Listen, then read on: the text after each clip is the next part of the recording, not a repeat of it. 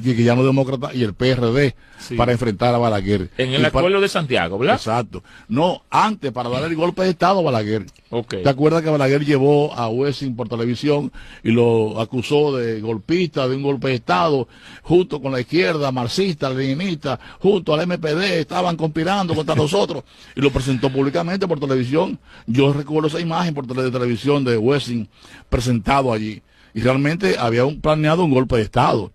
A mí me dice una compañera de Barahona que Tito Monte, que lo mataron en San Juan. ¿Te gustó este corte? Puedes ver el programa completo en nuestro canal de YouTube y nuestra página de Facebook Mango03 FM. Dale like, síguenos y suscríbete en todas nuestras redes sociales: TikTok, Instagram, Facebook y YouTube. También puedes descargar nuestra app para iPhone y Android Mango03 FM y navegar en nuestra página web mango03fm.com.